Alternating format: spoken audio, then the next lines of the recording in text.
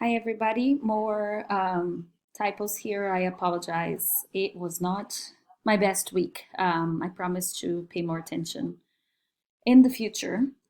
So here are the codes that I said that you should use from now on as the base code when I ask you to, when you need to run unidirectional z-tests. I said grab this base code and then adapt. Well, Anya emailed me, rightly so, because she said, why do we have two z-stat? One z-stat without underscore and one z-stat with the underscore. Why do you have both in there? The reason is just by mistake, right? Remember what I have on the left side of the equal sign is just the name I decided to give the variable. This could have been called Z Paula. This could have been called Z star, Z anything, right? Or not Z at all. It could have been called, I don't know, Lele, my daughter's name. And it would still compute the same thing, but instead of showing up in the table on the table as Z stat, it would show up as Lele. But what matters is that inside that object, we're keeping the value of the Z statistic that we want the probability of in order to test our hypothesis. So I'll keep Lele here for a second just so you can see what the code is doing. So here what I'm computing is X bar, which is the observed mean, minus the mean expected under the null hypothesis.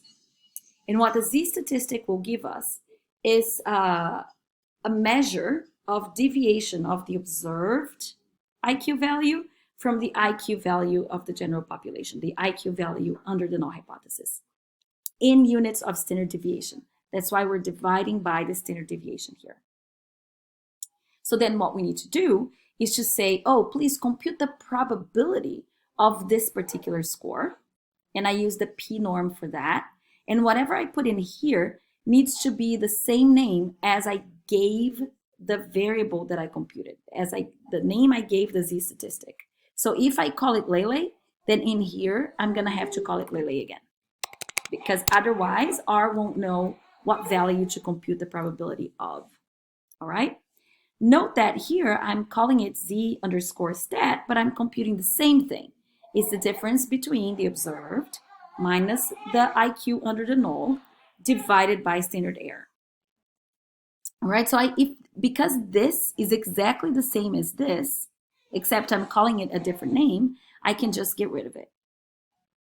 So I just duplicated. That was my mistake. It wouldn't cause any errors. It would just create the same value twice on the table. But because now I'm calling it Lele, when I actually run the code, what we'll see is that Lele is here, right? And then the p-value is the p-value for this particular score. If I change this back to something that's more meaningful, because we're computing a Z statistic, so that's why I called it Z stat, and I run it again. Oh, sorry. Now it made a mistake because it's looking for Lele here to get the probability and it didn't find it. Now we have Z stat and the p-value, right?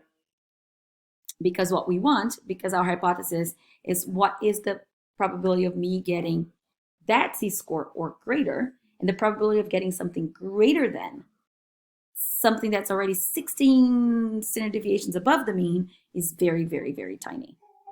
The probability of getting that value and lower, which is what I'm asking on this one, is basically 100% because it's so high that the probability of getting something lower is pretty much a sure bet, pretty much 100%. All right, so that is this piece. I know that an error is going to pop up later here as well, so might as well address that. The issue is that I'm asking R to compute the probability of Z-stat, but Z-stat is not available in the environment here. So let's try and fix this error. So again, what's going on? Let me try and tell you what's going on again. Is that I'm asking R to compute Z-stat, and Z-stat is nowhere to be found here. So that's why it's saying, I can't find Z-stat. And then if you think, oh, but we defined Z-stat. We actually did, but we always did that inside this particular table and we didn't keep the results anywhere of that table.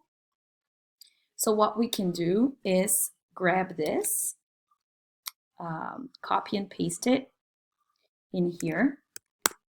And now let's make the stuff inside of the table available by giving this table a name, like T for stats table, right? So I'm calling this T. So when I run this thing, if I copy and I try to run just this line, it creates a table, T.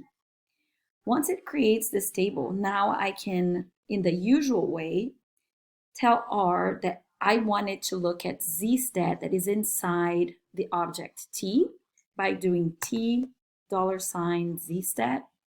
And then here will be negative T $ZStat, right? And then here will be T $ZStat. And if you run that, that should be all fixed. So you can get the probability that you need, which, because we're calling it the same, the second one is saving over the first. So now we can get both P and P1 out. P1. So both of them are identical, because here it's just a different way of computing it. So we're saying get the probability of getting the absolute value of Z and higher, or the value of negative Z and lower. And that's 2 times that first probability. So P and P1 should be exactly the same because the distribution is symmetric. And then you can ask, oh, but when I'm running a two-tailed t-test, will I need to copy and paste? You won't need to do that, because when I tell you this is the code that you should use for a two-tailed t-test, z-test, everything is inside the table. So when you run this one, it should be no problem. You're gonna get it's fine to do the calculation in here because everything is contained within the same table. So the error should not pop up again. This is just me trying to explain to you how to get the two-tail probability, and then I'm giving you the fully implemented working code that is the one that you need to then apply to the second problem in the guided activity and to the problem in the independent activity.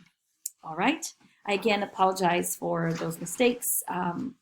Unfortunately, I can't promise that they'll never happen again. I'll try to start working earlier on this week to minimize the chances, but I'll be always available to fix them if you guys need help. All right. So talk to you soon. Bye-bye.